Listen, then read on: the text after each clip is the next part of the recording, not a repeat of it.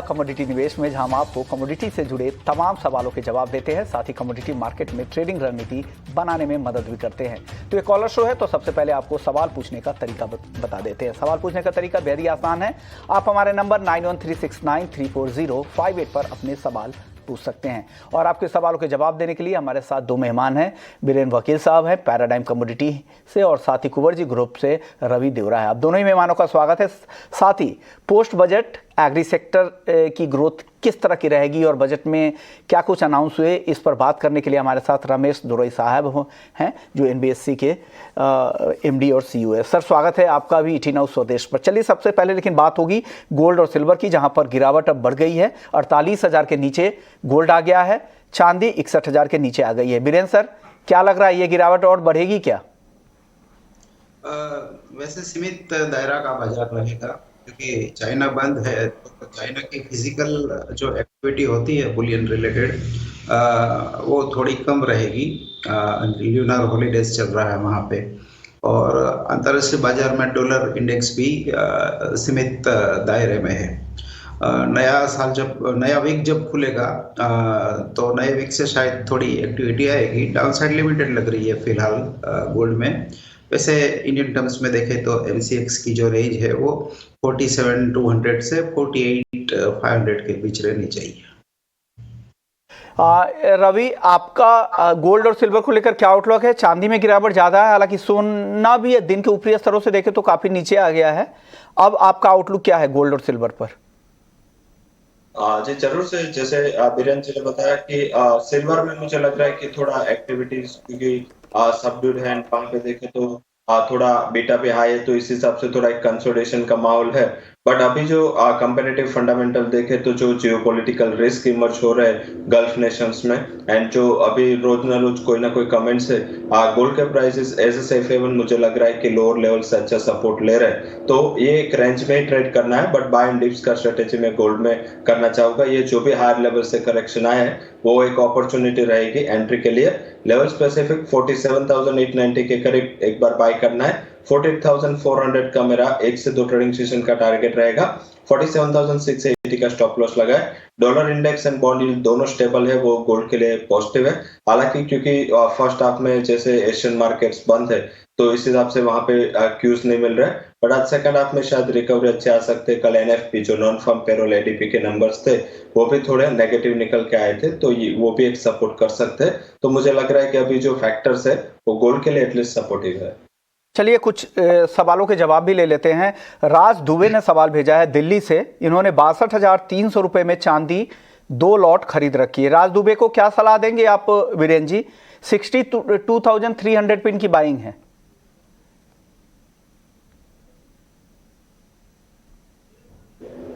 60,000 और 65,000 65 बार बार जी तो जी। 59,500 का स्टॉप लॉस रख के बरकरार रहना चाहिए।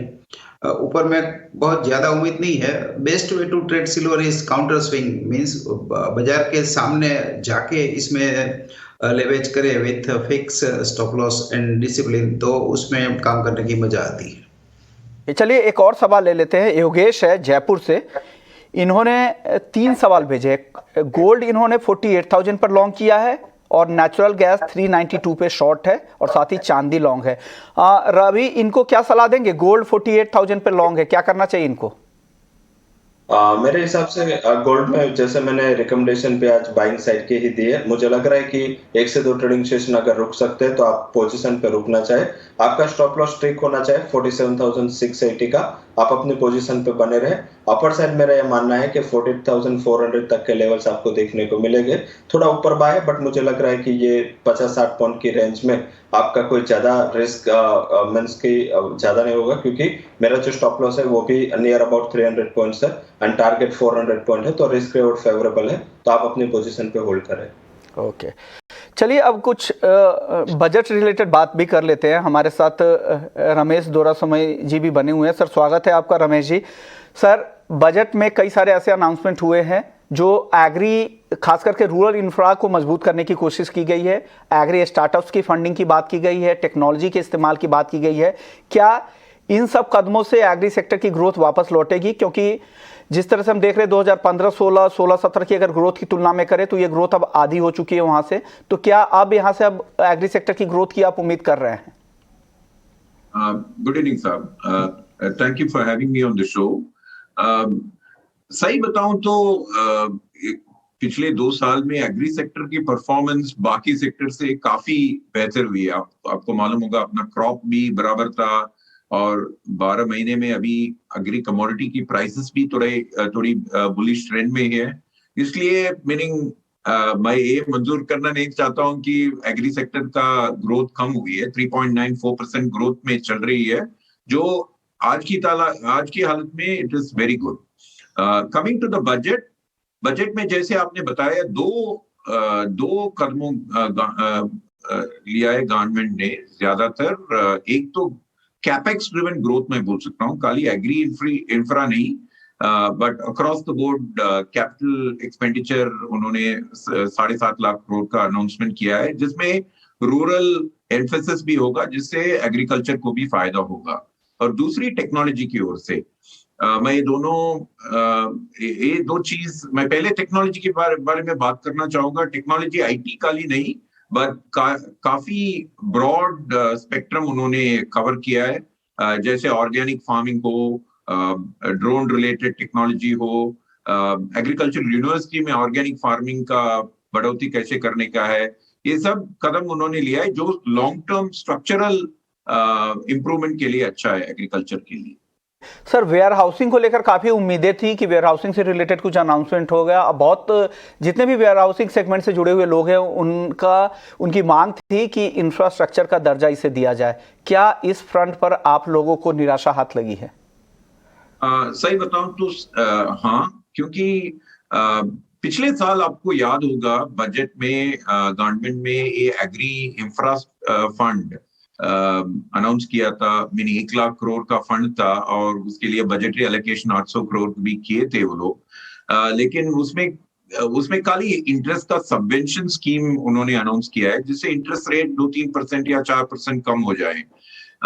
अगर हम वेयरहाउसिंग के एग्री कमोडिटी वेयरहाउसिंग की बात करेंगे तो सबसे ज्यादा रिक्वायरमेंट क्या है कि फार्म गेट इंफ्रास्ट्रक्चर, जो फार्म मंडी के अलावा फार्मर्स के नजदीक भी इंफ्रास्ट्रक्चर बन रखे हैं। Not only warehousing infrastructure but also quality labs, जिससे क्वालिटी की असेसमेंट हो। ये सब के लिए इन्वेस्टमेंट करने के लिए सबसे इंपॉर्टेंट कंसिडरेशन है उसकी कैपेसिटी यूटिलाइजेशन।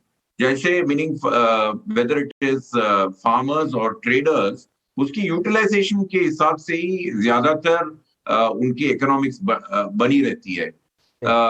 उसके ऊपर ज्यादा ध्यान नहीं दिया गया है उससे, मीनिंग जिससे एंड फार्म लॉस का भी आपको मालूम है, थोड़ा मंडी के बाहर ट्रेडिंग करने का थोड़ा जो अनाउंसमेंट हुआ था उसमें भी थोड़ी रुकावट आई है। ये दोनों की वजह से यस कमी तो दिख रही है, लेकिन इसके बाद भी हमको लग रहा है कि वेयरहाउसिंग, प्रोफेशनल वेयरहाउसिंग और फार्म गेट इंफ्रास्ट्रक्चर के छोटी छोटी कदम आगे ली जाएगी और उम्मीद करता हूं, लेकिन जितना होना चाहिए था उतना हुआ नहीं, वो सही है। ओके रमेश जी, अब आखिरी सवाल आपसे ये होगा कि एग्री सेक्टर में रिफॉर्म्स की किस तरह के रिफॉर्म की जरूरत है, किस तरह के ओवरहॉलिंग की जरूरत है, ताकि जिस तरह की दिक्कतें हैं ग्राउंड लेवल तक अगर जो रिफॉर्म होते भी हैं वो ग्राउंड तक नहीं पहुंच पा रही, तो ऐसा क्या करना चाहिए ताकि एक गेम चेंजर साबित हो पूरे एग्री सेक्टर के लिए? पहले दो चीज मैं बोलूंगा। एक तो ये इस सेक्टर में ट्रांसपेरेंसी इंप्रूव करने बहुत जरूरी चीज है। I am only talking about the post harvest, pre harvest की बात नहीं कर रहा हूँ। प्री हार्वेस्ट में क्रॉप डाइवर्सिटी वगैरह का काम करना पड़ेगा हमको, लेकिन पोस्ट हार्वेस्ट वैल्यू चेन में सबसे इंपॉर्टेंट दो चीज है। एक तो ट्रांसपेरेंसी लेके आना, मीनिंग क्रॉप के ऊपर या मार्केट प्राइसिंग के लिए, and the second is providing good quality infrastructure, जिससे whether it is in the form of cold storages or for perishables or in the form of professional warehousing and logistics for moving to help the FPOs and farmers to reach customers in all over the country. So a transparency and price visibility, crop visibility plus providing adequate infrastructure is the most important thing. Professional infrastructure, जैसे आपने सुना होगा WDRA की काफी चर्चा हो रही है meaning for the last few years, लेकिन उनका इम्प्लीमेंटेशन में जोर नहीं आई है क्योंकि ज्यादा बेनिफिट नहीं लग रहा है कस्टमर्स को। ये दोनों के ऊपर अगर गवर्नमेंट की ध्यान दे तो काफी इंप्रूवमेंट आ सकती है इसमें। ओके, तो ये कुछ ऐसी चीजें हैं जो एग्री सेक्टर के लिए बेहद जरूरी है। शुक्रिया रमेश जी, आपने वक्त निकाला ईटी नाउ स्वदेश के लिए। चलिए वापस से लौटते हैं, कॉलर शो है तो दर्शकों के सवाल लेना भी जरूरी है। कई दर्शक लगातार सवाल भेज रहे हैं। अशोक जी हैं अगले कॉलर, अमरावती से किया है इन्होंने। कॉटन केक 3,240 रुपए में लॉन्ग कर रखा है 2 लॉट। क्या करना चाहिए बीरेन जी इनको? 3,240 रुपए में लॉन्ग पोजीशन है कॉटन केक की इनके पास, क्या आप बने रहे इस पोजीशन में? जो है मार्केट शॉर्ट टर्म के दायरे से 3120 ब्रिज हुआ है तो मैं भी 3080 तक हम देखेंगे। बट इलियट वेव जो ज्यादा फॉलो करता हूँ इसमें वो अभी भी ऐसा बता रहा है कि इसका जो ओरिजिनल स्ट्रक्चर है वो तेजी का है और जो फसल और उसके आकलन के हिसाब से भी मुझे ऐसा लग रहा है कि eventually it should hit somewhere around 3700। तो मैं अगर किसी का लॉन्ग टर्म नजरिया है तो इसमें बाय साइड रहना चाहिए, लेकिन ट्रेडिंग पर्सपेक्टिव से 1-2 वीक की अगर ट्रेडिंग कॉल है तो मैं बुलिश नहीं हूँ। तो ये भी हुआ कॉटन केक को लेकर। चलिए अब अगले दर्शक का सवाल ले लेते हैं। क्रिश दिल्ली से कॉपर पर जानना चाह रहे थे कि कॉपर में क्या करना चाहिए। रवि जी क्या सलाह देंगे उनको कॉपर पर? बेस मेटल में सबसे कम पॉजिटिव कॉपर था, बट आज जो सुबह न्यूज आपने हेडलाइन में भी इंडिकेट किया कि वहां पे फिर से supply related and production related concerns आ रहे हैं। तो मेरा ये मानना है कि कॉपर में आपको अगर नई पोजीशन लेनी है तो 750 के जितने करीब मिले आप एक बार बाय करके चले। डाउन साइड 746 का एक स्टॉप लॉस लगाए, जो शॉर्ट टर्म में उसने ये लेवल ब्रेक करके क्लोज नहीं दिया, ये काफी अच्छा सपोर्ट है। अपर साइड लिमिटेड बट 762 तक के टारगेट में एक्सपेक्ट कर रहा हूँ। तो ब्रॉडर रेंज उसकी 752 से लेके 774 है, बट यह 772 के करीब आप अगर लॉन्ग टर्म इन्वेस्टर है थोड़ा आप रुक सकते हो तो 772 774 तक आप रुक सकते हैं, पर स्टॉप लॉस स्ट्रिक्टली 746 का लगा के पोजीशन 750 के आसपास आपको बाय करना है। ओके, तो ये व्यू है आपके लिए कॉपर पर क्रिश। चलिए अगले दर्शक है एसके, इन्होंने पूरा नाम नहीं लिखा है, एसके इंदौर से, और जानना चाह रहे हैं कि गोल्ड में क्या करें मौजूदा स्तरों पर। बीरेन जी इनको क्या सलाह देंगे? गोल्ड के का जो मौजूदा स्तर है 48,000 के नीचे क्या करना चाहिए इन स्तरों पर? फिलहाल मेरे पास शॉर्ट टर्म कॉल नहीं है इसका। मैं बॉटम फिशिंग में मैं 47 300 400 के आसपास अगर मिलता है तो बाइंग प्रेफर करूंगा। ओके, तो ये व्यू है। चलिए अगले दर्शक हैं भंवर हैं राजस्थान से, ये जानना चाह रहे थे कि 15 दिन के लिए जीरे का आउटलुक क्या होगा। बीरेन जी जीरे में तो जबरदस्त तेजी दिख रही है, 2.5% की तेजी है, 19,550 के ऊपर है। क्या लग रहा है जीरे में अब और आगे कितनी तेजी दिख रही है यहाँ से? लॉन्ग टर्म मार्केट है यहाँ पे, क्योंकि डेस्टिनेशन मार्केट पे इन्वेंट्री लेवल कम है। जो यूरोप या गल्फ की बात करें हम तो, क्योंकि 2-3 साल से पेस्टिसाइड और जो क्वालिटी इश्यूज थी तो हमारे यहाँ एक्सपोर्ट ज़्यादा नहीं हो पाई थी, और ये साल वेदर जीरे के लिए काफ़ी अच्छा नहीं रहा, मीन्स थोड़ा डैमेज भी हुआ है और सोइंग भी काफ़ी कम थी। ऑर्गेनिक जीरा और आईपीएम जीरा जिसको बोलते हैं इंटीग्रेटेड पेस्ट मैनेजमेंट वाला जीरा, जो कि एनसीडीएक्स से कंपेरेबल नहीं है, उनमें मार्केट का सप्लाई ठीक ठाक है। बट जो एनसीडीएक्स कंपेरेबल जो रेगुलर जीरा बोले हैं उसमें मेरे हिसाब से आउटपुट कम होगा। तो मैं ओवरऑल बुलिश हूँ जीरे में। इनको लग रहा है कि जीरे में आगे और तेजी आ सकती है। एक सवाल रविंद्र डोंगरे जी ने पूछा है कि कमोडिटी मार्केट में कैसे ट्रेड करना चाहिए। रवि जी क्या सलाह देंगे इनको? कमोडिटी मार्केट में इनको ट्रेड करने की सलाह आप देंगे? कमोडिटीज मार्केट में ट्रेड करना चाहिए, इतने लोग कर रहे हैं इंडिया में। एंड जहां मैंने अभी तक देखा है कि जहां पे अपॉर्चुनिटीज डेवलप हो रही मींस वहां पे आपको रिटर्न कंपैरेटिव दूसरे एसेट क्लास से अच्छा मिलता है। लाइक फ्यूचर कमोडिटीज था, उसमें 2009 से लेकर 2013 तक काफी अच्छा रिटर्न भी मिला, और according to data and according to the sources वहां पे न्यूज भी हिसाब से ट्रेड भी अच्छा हुआ। तो मुझे लग रहा है कि आपको इनिशियली ट्रेड करना है तो जैसे मैंने लास्ट शो में भी बोला था कि आप इंडेक्स ट्रेडिंग करें। इंडेक्स काफी सेफ है। जैसे गोल्ड सिल्वर के मूवमेंट की आज ही बात कर ले तो सिल्वर में इतनी बड़ी मोमेंटम है, गोल्ड थोड़ा कम गिरा है, तो इसका एक अच्छा जो डेवलपमेंट है आपको बुलडेक्स में मिला है। एनर्जी में देखे तो नेचुरल गैस 5% डाउन है एंड क्रूड के प्राइसेस देखे तो वहां भी फॉल है, बट आपको एनर्जी डेक्स अच्छा सेफ्टी के साथ काम कर रहा है। तो मेरे हिसाब से एनर्जी डेक्स, बुलडेक्स एंड साथ में मेटल डेक्स, ये तीनों इंडेक्स पे आप फोकस करें और वहां पे धीरे धीरे ट्रेड करें तो आपको एक अच्छा रिटर्न मिलने की एंड रिस्क आपका मैनेज होगा, क्योंकि कमोडिटीज मार्केट में रिटर्न इतना मायने नहीं रखता। अगर आप अपनी पोजीशन पे रिस्क मैनेज कर पाते हो तो कमोडिटी मार्केट में रिटर्न आता ही है। ओके, तो ये व्यू है आपके लिए। चलिए अगले दर्शक हैं राकेश हैं, कॉटन पर सवाल पूछ रहे हैं कि एमसीएक्स कॉटन 40,000 तक होता हुआ दिख रहा है। बीरेन जी क्या कहेंगे आप, 40,000 आपको होता हुआ दिख रहा है क्या? मैं प्रिडिक्शन यूजुअली प्रिडिक्शन में बिलीव नहीं करता हूं, मैं एंट्री और एग्जिट में ज्यादा बिलीव करता हूं, तो इस लेवल पे मैं कॉटन में बाइंग प्रेफर नहीं करता हूं। तो इस लेवल पे आपको बाइंग की सलाह नहीं है। रवि जी आपको लग रहा है कि एमसीएक्स कॉटन 40,000 तक जाता दिख रहा है? मेरे हिसाब से वैसे वीरेंद्र जी ने कॉटन के लिए जो बात की वो काफी सही है अभी, क्योंकि कॉटन काफी प्राइस रैली कर चुका है एंड कॉटन का सबसे बड़ा ट्रेडर चाइना है जो एक वीक के लिए क्लोज था।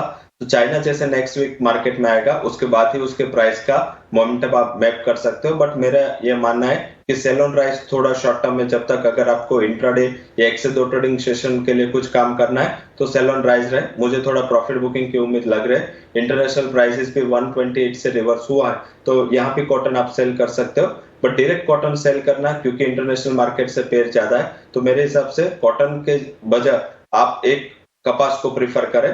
कपास जो अभी 2020-30 के करीब चल रहा है, कपास में शॉर्ट लीजिए 2030 के करीब, क्योंकि वहां पे रिस्क कम है तो आपको रिटर्न भी अच्छा मिलेगा। 1970 का मेरा टारगेट है, मीन्स आपको यहाँ से 50 रुपए की मंदी दिख सकती है and upper side stop loss आप 2050 का लगाए। तो आप कॉटन को डायरेक्ट ट्रेड ना करें, अगर आप ट्रेडर हो तो मेरे हिसाब से कपास अच्छा ऑप्शन है, वहां पे मुझे प्रॉफिट बुकिंग ज्यादा दिख रही है। ओके, यानी कपास आप शॉर्ट करके जा सकते हैं, रवि जी की सलाह है। रवि जी, कॉटन केक में एक दर्शक है पंकज है नासिक से, जानना चाह रहे थे कि कॉटन केक में क्या करना चाहिए, कॉटन केक के लिए क्या सलाह देंगे रवि जी? हाँ, कॉटन केक में अभी भी सीजनलिटी ओवर नहीं हुई, जैसे बीरेन जी ने बताया कि एक अभी नया है, मुझे भी लग रहा है कि बाकी है।